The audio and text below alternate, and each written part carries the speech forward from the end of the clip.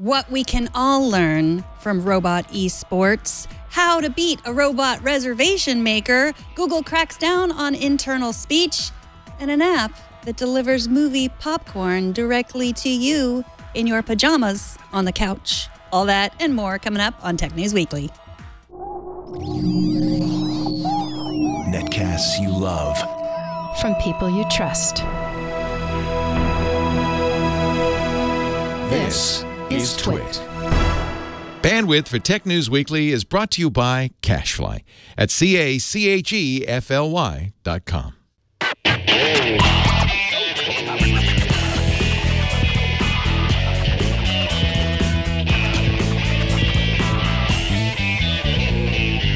This is Tech News Weekly, episode 38, recorded Thursday, June 28th, 2018. This episode of Tech News Weekly is brought to you by Lighthouse with 3D and AI. Lighthouse is the home security camera you just ask.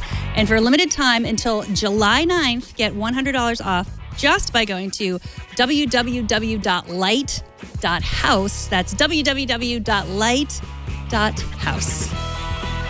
Welcome to Tech News Weekly. This is a show where we talk to the people talking and about the tech news, breaking the tech news. And this week we're going to talk a little bit about AI because that's on the brain today. I'm Megan Morrone. I'm Jason Howell. AI is always on the brain these days. It is. It's hard to get it out of there. True. Those pesky computer brains. Yeah, the neural networks. At the Dota 2 World Championship this August, professional gamers will face off against bots created by OpenAI. Joining us to talk about what this competition means for our dystopian future is Dave Gershgorn, artificial intelligence reporter at Quartz. Welcome back to the show, Dave. Hey, thanks for having me. So we've seen bots beat chess. We've seen chess masters. We've seen them beat Go masters. But what's different about this competition is that humans are a team of 5. Are there also 5 bots, or is it 5 against 1? Yeah, so they are actually 5 separate bots. And OpenAI has done this cool thing where they have them all work together by giving them something called team spirit.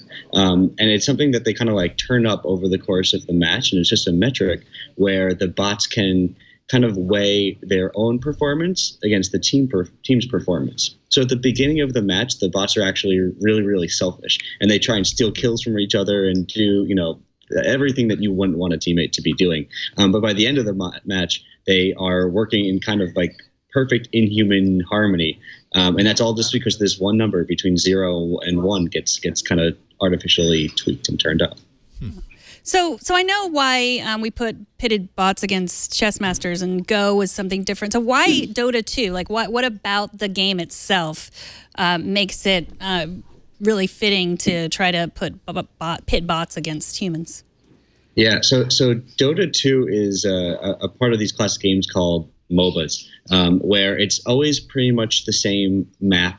There are a few characters that you can play from, which means that since it's always kind of the same map and there's always kind of the same objective, which is to like infiltrate the enemy's little fortress and to kind of defeat their base. It's always the same objective, so there's not a lot of variance in actually how the game is played.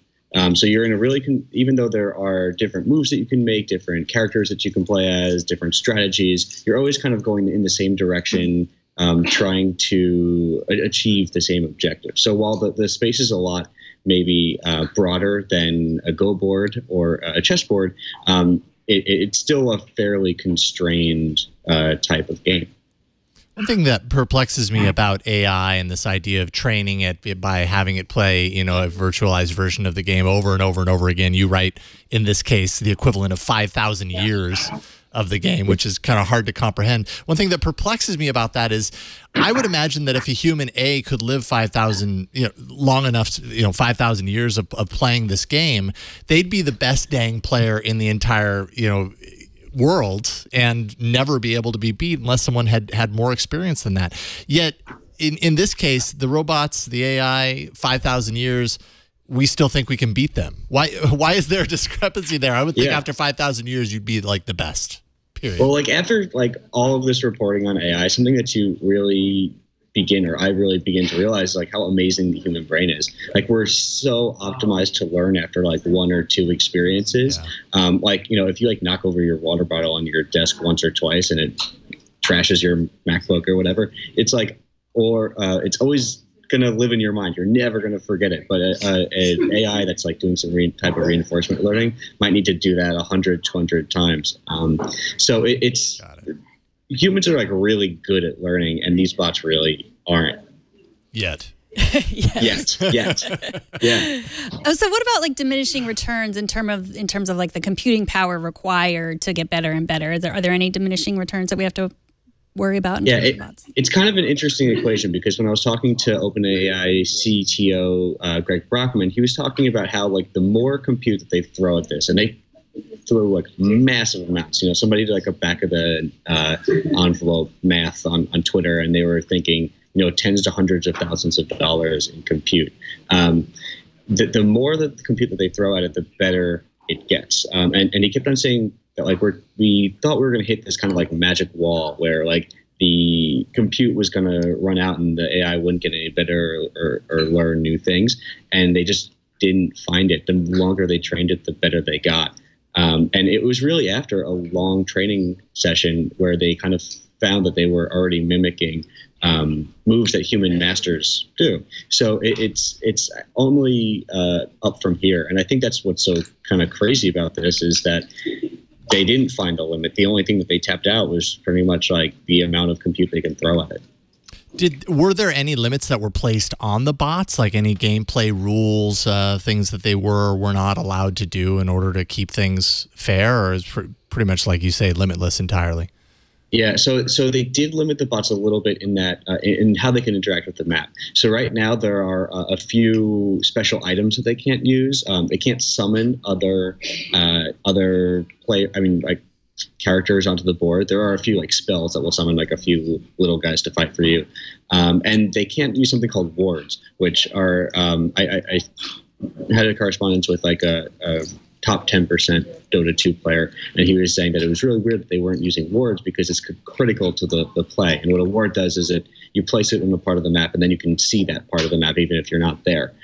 So like Dota 2 there's a lot about understanding who is where on the map, and the bots really have an incomplete version of that. So it's also kind of notable that they're so good without being able to use some of the core mechanics. But that being said, OpenAI is trying to work that out in time for the international. So we're hoping to see bots that can kind of completely play the game like the same way that humans would be able to with no limitations by August. And so you said that this makes you think about how smart humans are. Were there any limitations put on the humans, like anything a human couldn't do in order to level the playing field? That I'm not entirely sure of. But so the humans that the bots beat now were just kind of the best humans at OpenAI's lab. It was kind of moderated and announced by a professional Dota 2 player, but I wouldn't take this kind of like preliminary result and like announcement of what's happening at the international to kind of be a benchmark, because we don't really know how good these players were. You can watch some of the gameplay and try to figure that out, but I think what we're really going to see is we're going to have to wait till August.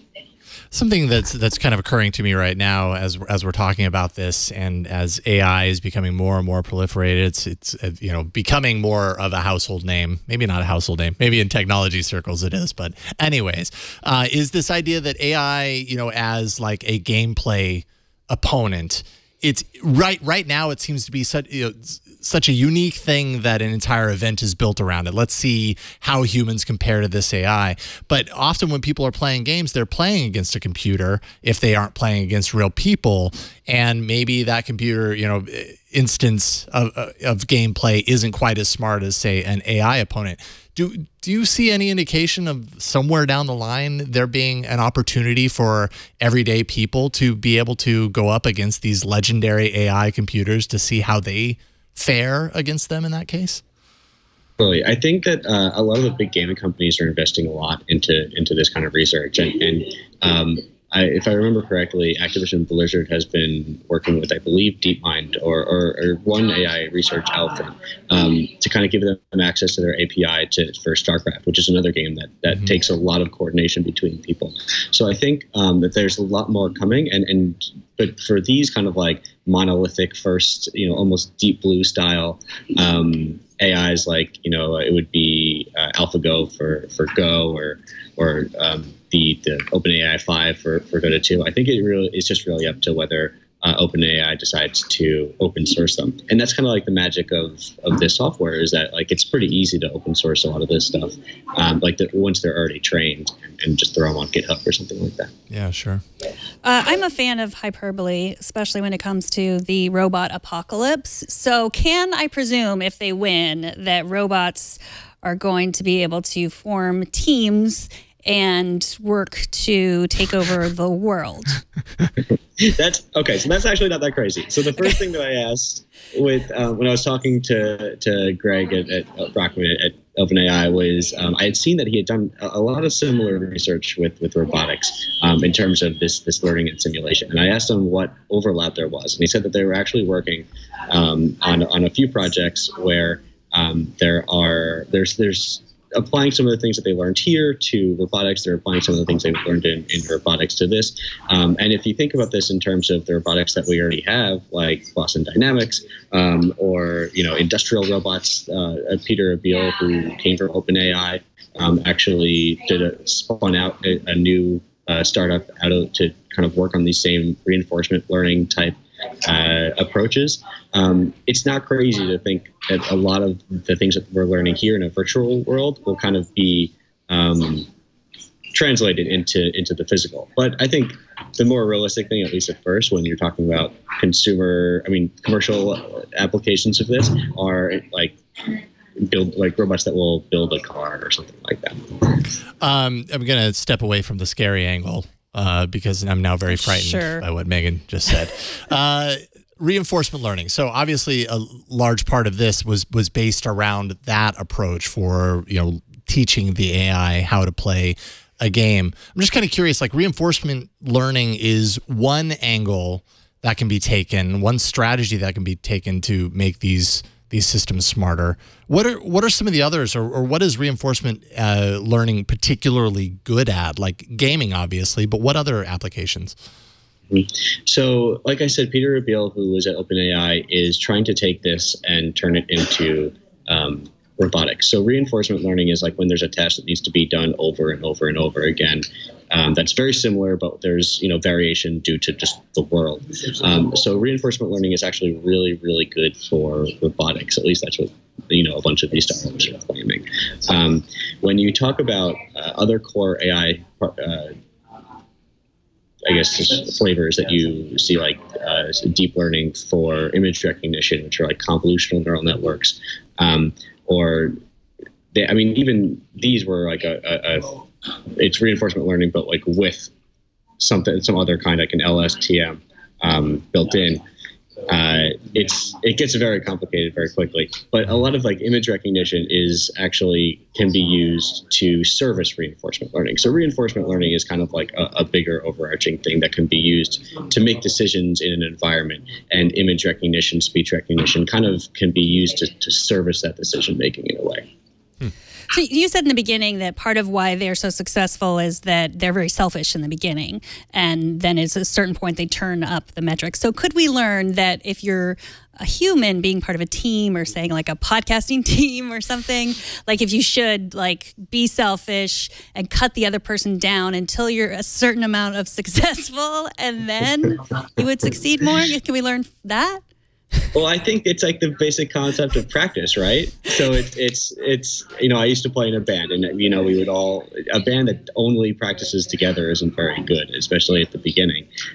So you got to go out, you got to learn your scales, you got to practice how to do your thing, and then you bring it back, and you bring it back to the team, you bring it back to the band. So I guess that's kind of the way that I see it. Okay, good. So, Jason, don't worry. Okay. I'm not entirely sure what I just learned right there. Good to know. Dave, thank you so much for joining us. Dave Gershgorn is not an artificially intelligent reporter, but an artificial intelligence reporter at Quartz. Thanks so much for coming on. Thanks for having me. Take care, Dave. We'll talk to you soon. After the break, Sam Rutherford from Gizmodo has tried Google's phone call assistant service, and he's here to tell us whether a robot being able to imitate our awkward ums and ahs means that we're all doomed. But first, this episode of Tech News Weekly is brought to you by Lighthouse. With 3D and AI, Lighthouse is the only camera that gets your busy life. You can't always be at home, believe me. I would like to be. But if you have kids, pets, a nanny, a dog walker, and everything in between, there's now a better way to stay in the know. Lighthouse is the only camera that understands life is more than just a bunch of motion alerts. There's really no other camera like Lighthouse. It's been lauded as the best AI home security around, and you can get $100 off your very own Lighthouse right now by visiting www.light.house. And this offer is only good until July 9th, so do not wait. Here's what you will get for that price. 3D sensing and AI technology that started in the self-driving car industry. Its 3D sensor sees your home in full 3D. Lighthouse knows the difference between people and pets and uses facial recognition to know the difference between different people. You get live streaming in 1080p, HD, and automatic night vision, two-way talk, security siren, and easy Wi-Fi setup. I have been setting up a lot of smart home stuff lately, and believe me, that easy setup cannot be underestimated. You could waste your life away setting up difficult products. Lighthouse is not one of those. It is very easy to set up, also respects your privacy, and you can automatically have your camera turn off when you're home or turn it on just when you go to sleep or whenever. The point is that you get to turn the camera on and off whenever you want. You are in control. Also, they offer bank-level encryption for your video data, and it's the first camera that lets you simply ask what you want to know, search 30-day video history just by asking natural questions like, what happened while I was gone? Or what did the kids do while I was out yesterday? That's one that I would often ask. Have Lighthouse automatically notify you about activities that you care about. Tell me if you don't see the kids by 5 p.m. on weekdays. Ping me when you see someone with the dog between noon and 2 p.m. when I'm not there. Lighthouse sends you security alerts that you won't ignore. When it comes to security, Lighthouse uses AI to notify you only when it detects actual movement from people or large objects like doors when you're away from home. So no more false alerts because of shadows or moving big trees or pets. Go to www.light.house to get $100 off your very own Lighthouse camera. This offer is only good until July 9th, so do not wait. That's www.light.house to get $100 off. And we thank Lighthouse for their support. So Google broke the audience and the press when it showcased its duplex technology on stage at Google I/O a few months ago. That's the technology that Google has tested on businesses that can carry a normal human conversation with convincing non-robotic voice characteristics and occasional utterances like and that sort of stuff. So it's only right that the press should get to break Google Duplex. Joining us is the man who claims to have done just that. Welcome to the show, Sam Rutherford from Gizmodo. How you doing, Sam? Hey, how's it going? Nice to be here. Yeah, it's great to have you here. We really appreciate you taking the time. So first of all, Sam, we need to kind of fill in some of the blanks. It seems like out of nowhere, very suddenly, an embargo lifted yesterday that revealed that a few select individuals, yourself included, were invited to check Duplex out for yourself. So how did this kind of all come about? Yeah, I'm not really sure, what their criteria was for picking the people to, attend their demo.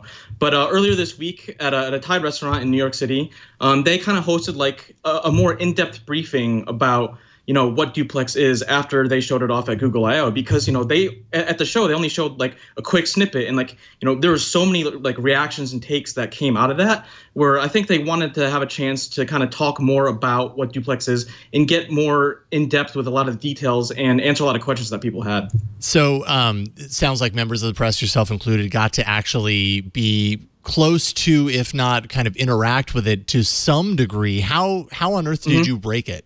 What did you do?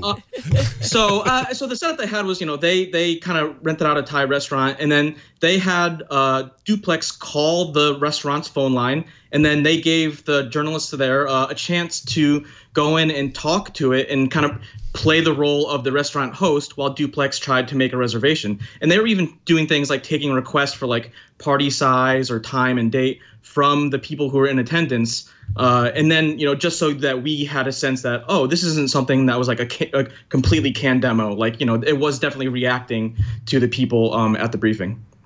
So you said that even though you broke it, you were still suitably impressed. What impressed you about the technology? Yeah, so so the way I kind of tackled trying to break Duplex, because 4 other people went before me, and they all added a little twist. Some people would ask about allergies.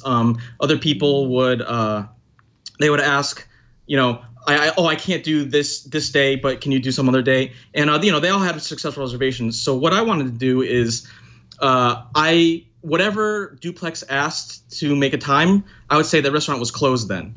And then what impressed me the most is the way that Duplex was able to respond to understand how we were talking to it, and then take those curveballs and make something that worked.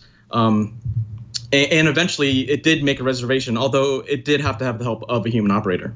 Yeah, and that's a really important piece that I don't think we knew until this experience yesterday, and everybody was writing about I didn't know that either until that event. So, okay, so did Google give you any sort of background indication as far as how the human involvement will run in this? Because it's my understanding that when you're talking about the millions of queries that could go through, once this hits everybody's phone, all the potential users, I mean, even if there's a 99.5% success rate on this stuff, that remaining amount is still an insane amount of help in the form of human users. So do you have any indication or any idea how Google might be planning to tackle that?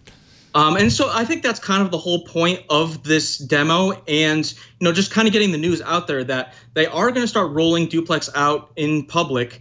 However, they specifically said it's going to be very limited users, very limited amount of businesses that will be participating in Duplex, because, like I said, they only have about an 80% success rate right now. So they really have to kind of, use those human operators to not only monitor calls, but step in the event that there is something that, flummoxes Duplex. Sure. So we should say that the reason we're not playing your demo was they wouldn't let you record anything. So yes. I was really hoping to record some video because, it would have been great to have that, on-site footage. But, I guess they weren't prepared for that. Yeah. And so what if a restaurant doesn't want to have Google's robots unleashed upon their hostess or host or staff at all? Can they say no thanks? Yeah, that's totally reasonable, and Google is very clear that Duplex will be an opt-in service. They showed some sort of web form where it was a checkbox where restaurant owners or whoever could go and say, oh, we want to be part of Duplex or not. And that prepares them ahead of time, because I know that there's another change that I know when I saw the Google I/O experience and really thought about it in the few hours after it, when everybody was just kind of shocked about what they saw.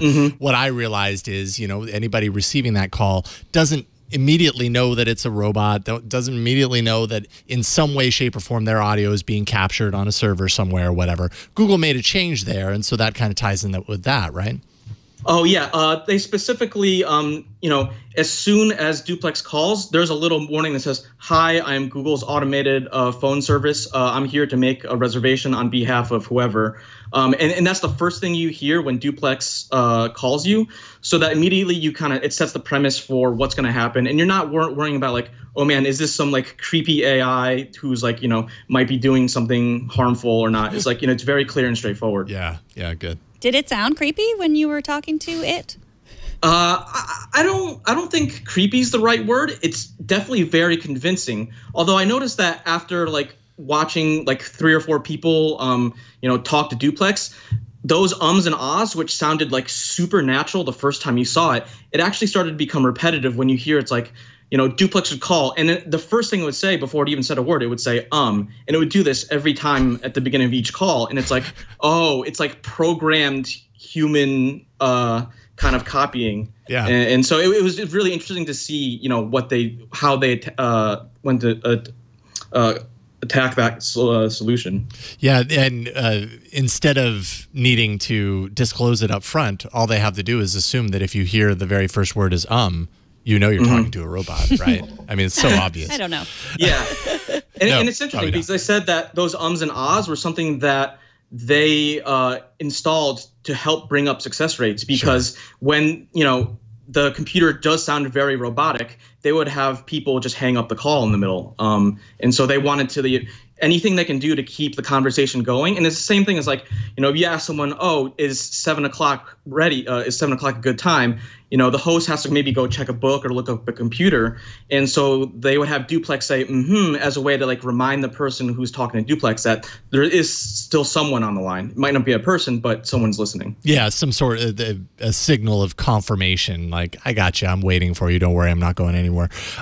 So who is going to get the chance? You said it was a limited rollout. Is the idea that ultimately this is going to be available to all users of Google Assistant? It would be embedded into the Assistant experience, or is this going to go into maps and places tied to businesses? Where are users going to find this? Absolutely. I think that's the end goal, is to bring Duplex and build that feature into the Google Assistant. So it'll be available on your phone, your tablet, your Android TV box, anywhere you'd normally use the Google Assistant. However, there's no specific timetable on a full public rollout. Right now, they're just kind of trying to get Duplex out into the wild so they can get more feedback on it. And they said that they're still wanted to evaluate, how businesses respond to it and how useful it is, and then obviously make any improvements where they can. Will it be available on my Assistant app on my iPhone? They didn't have any iPhone devices there. I would assume so, because it's the same Google Assistant across everything, so I don't see why not. And so were the voices that you spoke to female voices or male voices, or both? Yeah, it was the kind of the standard Google Assistant voice, although it had, seen a little bit of improvement to add those ums and ahs and other sorts of natural language cues. Yeah, and I think you can. Well, yeah, there's a female and a male voice in Assistant, and all different types. So maybe that's probably determined by the Assistant that you have running on your phone. I'm not really quite sure. Did this feel to you like one thing that I was kind of wondering about is they came out of Google I/O with this announcement, and then I feel like Google saw a lot of pushback from a lot of people that were very critical over how this could be, manipulative and used in a negative sort of way. Robot apocalypse. All the typical things we talk about when we talk about AI taking over the world. Did this feel like a mea culpa event, or did this seem like a standard promotional kind of like, let's let the press in on something cool, or did it really feel like, all right, we realized we came off on the wrong foot before, so we want to do this again to set the record straight? Yeah, I don't know if it was quite an admission that they made a mistake. I just think that they were very cognizant that the demo that showed at Google I/O, had a lot of people just instantly speculating. And so they were just trying to get more information out to, obviously calm some of the people who were worried about, our incoming robot overlords, but also, try to seed some of those details and kind of just get people, maybe just the general public, more aware that stuff like this is coming. Yeah. Does it strike you as odd that they're focusing so much energy on this? Or maybe it's not so much energy, we're just focusing a lot of time on it, but on something that's sort of going by the wayside anyway? I mean, most of us don't make phone calls. There's very, very few phone calls that we need to make anymore, restaurant reservations, like sometimes appointments, but mostly everything's, through an app. Is it strange that they're spending so much time with going backwards a little? So one thing that they were very clear on is that Duplex is just one piece of the puzzle. So right now, you can already make a reservation using Google Assistant. You just might do it through something like the OpenTable app. So this is kind of just adding one more way to automate things that you might want to do anyways. And then on top of that, Google said that out of small businesses, only 40% of businesses have some sort of online reservation system. So there's still a ton of businesses out there that just rely solely on incoming phone calls. Yeah, so it ends up saving the user the need to make the antiquated, in air quotes, telephone call. But the business might that just might be the only way that you get through to them, is either to walk in or go through the phone. Yeah, and they also said added things about, this is also helps people with accessibility, or it also helps, tourists who are, might be visiting a new country, they can make a reservation in Google Assistant using their own language and then have Duplex call and speak English to, whatever restaurant that they are at. I hadn't even considered that. That's a really good use case. Did your experience leave you optimistic about artificial intelligence? What did you think coming away from it? I definitely had a positive experience on that, because, they also showed that, making these individual skills. So Duplex currently will have, or is planning on having 3 skills: one to check holiday hours, one to book restaurant reservations, and one to make hair appointments. And they said that in order to develop each of these 3 skills, there was a ton of human interaction where they were annotating calls, and then not physically, but doing hands-on touches to the algorithm to make sure that Duplex was functioning correctly. So it's not something where I'm at all worried about, this AI is going to develop into something that's going to run away and start, taking over other AIs, and, that's going to be where Skynet starts. Not at all. So I'm definitely positive. And it said they were pretty focused on, we want this to be beneficial to both businesses and users. And if it's not, then they're going to have to, rework something or figure out what they need to fix. Yeah. Fascinating stuff. Sam Rutherford with Gizmodo, gizmodo.com. Sam, where can people follow you online? You can follow me on Twitter at Sam Rutherford. Right on. Sam, thank you so much for jumping on, and we'll talk to you soon. Great. Thank you so much for having me. All right. Take care. It's been just under a year since James Damore, the infamous Google engineer, posted an anti-feminist screed backed up by some disproven science on one of Google's internal message boards. And now, finally, Google has issued a set of guidelines for this kind of communication. The Wall Street Journal obtained a copy of these guidelines, and reporter Douglas MacMillan is here to talk about them. Welcome to the show, Douglas. Hi, Megan. Thanks for having me. So what's the main gist of these guidelines?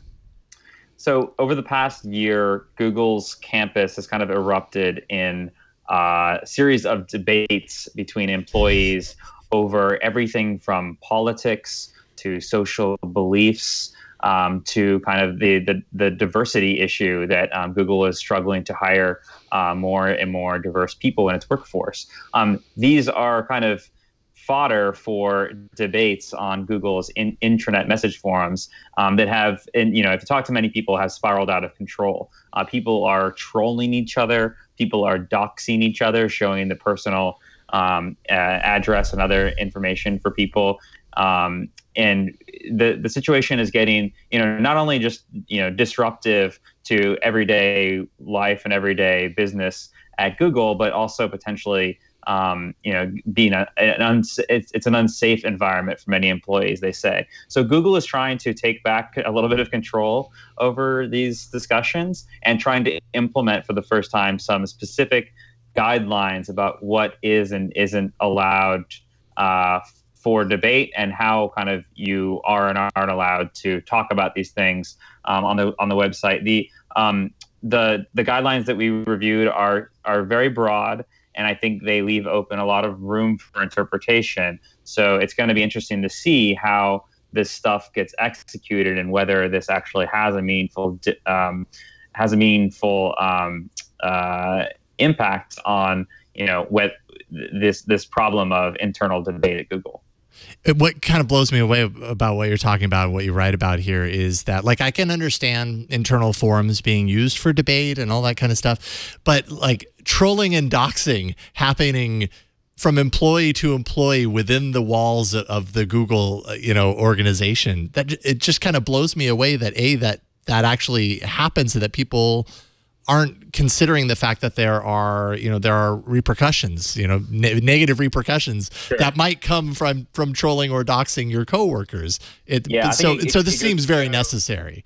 Yeah, and it kind of goes to show that Google is a huge company now. They have more than 80,000 people, and while a lot of those people are liberal and have very kind of similar socioeconomic background, a lot of people are from the Bay Area. They do have, a growing contingent and very vocal contingent of people who maybe disagree with or are different than the typical Googler. So I think that you're starting to see maybe for the first time for one of these large Silicon Valley companies,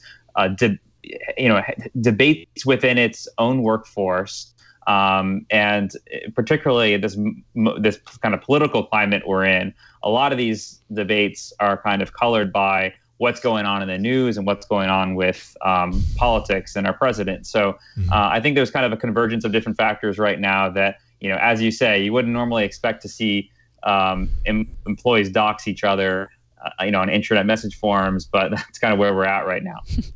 Well, I was surprised reading your piece that Google allows them to spend so much time on these message boards that aren't related directly to work. Is it sort of the same sense of like having ping pong tables and a chef, like keeping them internal instead of having them go off to Facebook or Twitter or the rest of the internet?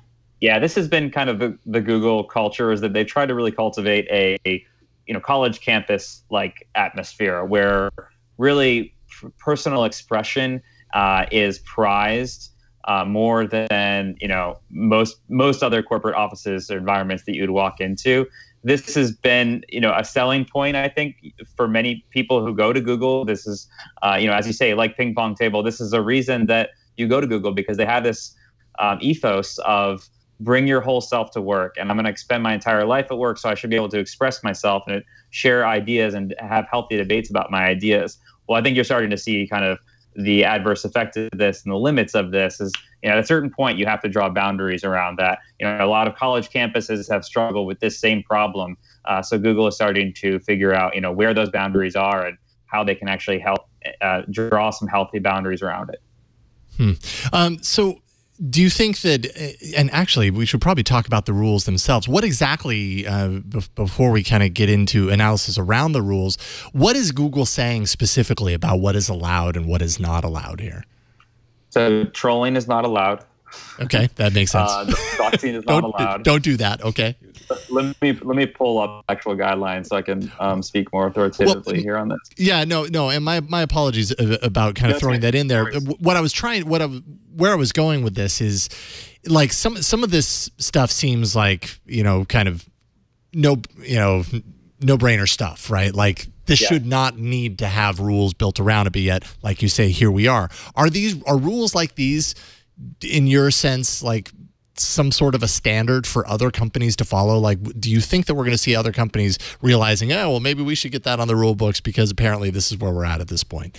Yeah, I mean, let me read off a couple of the rules because I think it'll answer your question. The first rule is when communicating, keep in mind our Google values. So I think this is kind of unique to Google, and to enforce that rule, you have to have an understanding of what Google values are. Sure.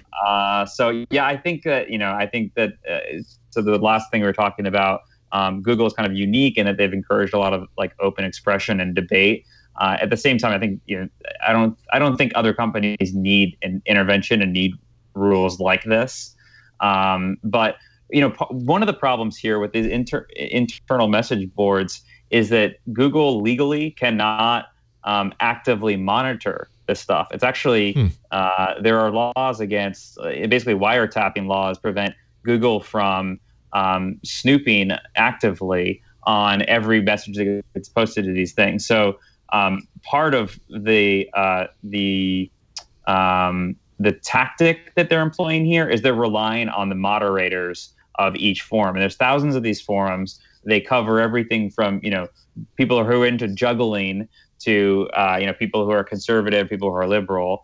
And the moderators are these, basically they're full-time Google employees, but they do this in their spare time. So they're actually, Google, part of their messaging the past week around these new rules was moderators should be taking more of an active stance on filtering this stuff and flagging to HR, when something's inappropriate. So that's potentially, a problem here is that then the moderators are going to have more questions raised about, are they being fair? And is, Google, by trusting this workforce of volunteer moderators with more power over these forums, are they, potentially setting themselves up for more infighting about the power that these moderators are getting.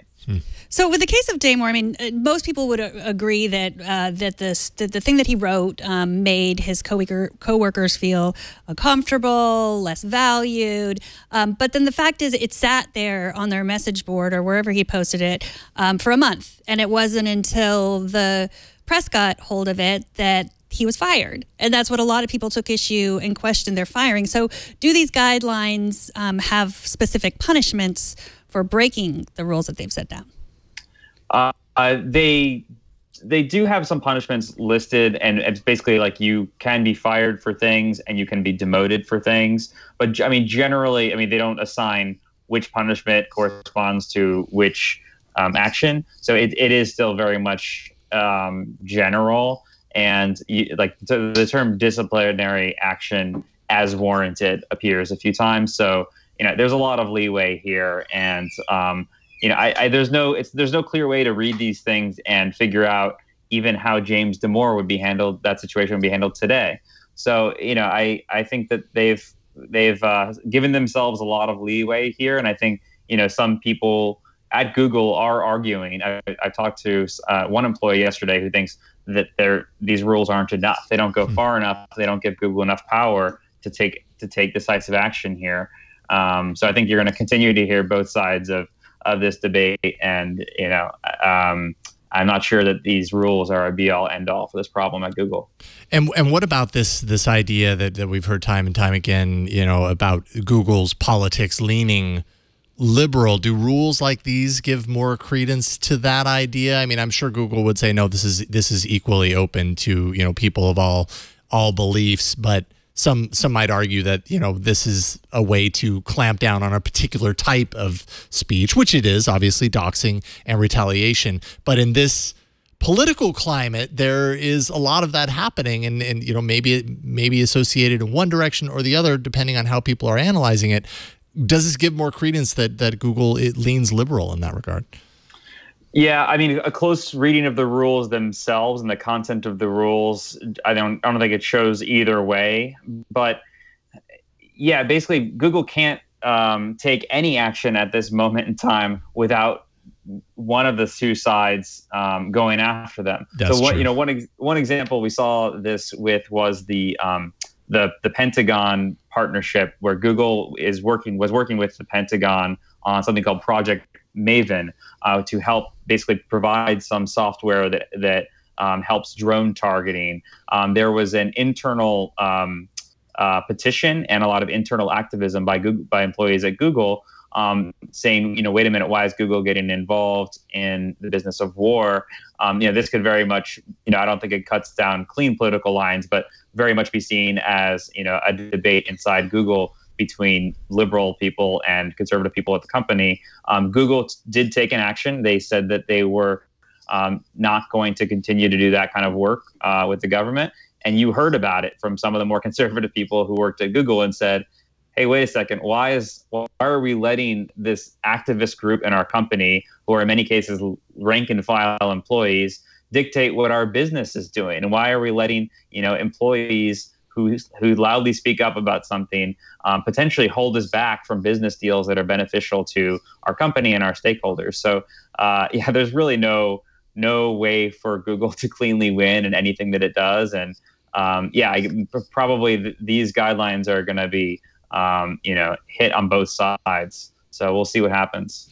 I mean, I can see this in many ways as a specific Google problem. You've described the culture and just that it is made up of a majority of people that are similar liberals, and conservatives do feel like a minority there, and that can be difficult. But is it in some sense just an age-old problem of a community getting too large to manage that kind of just at some point communities become too big for even a normal amount of moderation to be able to handle? Yeah, that's a good point. And I think maybe one solution is not rules, but it's a technical solution. How do you actually, technically manage these? Because basically what we're talking about, these discussion forums and even the James Damore memo initially appeared on Google's own internal employee intranet. So one thing that, a source I was talking with this week said that the company is exploring how do we kind of manage these groups more from a technical standpoint and implementing new features. Like one possible thing that might happen is that these internet forums, the moderators will actually have buttons where they can revoke access or hit mute on people within certain groups who are out of line. So that would be one way to do it. I think definitely Google, being the company and culture that it is, where kind of data is prized above everything else and technical features are prized above everything else. I think definitely there's probably some people in the company who are pushing for, what's the product solution to this? Sure. So I'm not sure that's the answer, but it's a good point. I think that, definitely this community has gotten huge and probably they need to figure out some way to put controls on it. This is so fascinating. I mean, I think, we're a very small company, but we have had a very vocal community even at Twit. And it's become, we have moderators who volunteer their time in our chat room and they're amazing. But sometimes it just gets too big. And I think a lot of places are seeing that. And your piece is really fascinating. So thank you so much. Douglas MacMillan is a reporter at the Wall Street Journal's Tech Bureau, and he previously covered technology for Bloomberg News and Bloomberg Business Week. Thanks so much for coming on. Thanks for having me. Thank you, Douglas. All right, finally, movie theaters are challenged right now with trying to give people reasons to come to watch movies on big screens instead of opting for 4K movies on their own big screens at home. I guess that just means movie theaters should just give up and go out of business, right? They aren't going down without a fight. Canadian theater chain Cineplex, who my previous employer in a previous life actually, has decided that the sharing economy is a perfect solution to this. In collaboration with Uber Eats, the theater chain is now delivering its cinema deliciousness to homes in Ontario, Alberta, British Columbia, and Quebec. Popcorn, hot dogs, nachos, soft drinks, candy. So now you don't even need the excuse of a movie to enjoy an extra large bucket of theater popcorn with extra butter. Megan. I go to the movies just for the popcorn. I know a lot of people. That's like a big reason to go. Yeah, I mean, because I have seals the deal. I have a perfectly good TV. I enjoy being on the couch in my pajamas, and so in order to get out, I have to have some other reason. So maybe I don't anymore. Maybe just Uber Eats brings me the movie popcorn. Bring that popcorn to your doorstep. The combos. You can still get your combos. I'm sure they'll upsell you, and that's always fun, right? You can get a large for a quarter more. It's probably 50 cents more now. When I worked at the movie theater, it was a quarter more, and you got the large. And they're also offering movie rentals, so you could do that. Probably not the movies that are in the theater, but close second.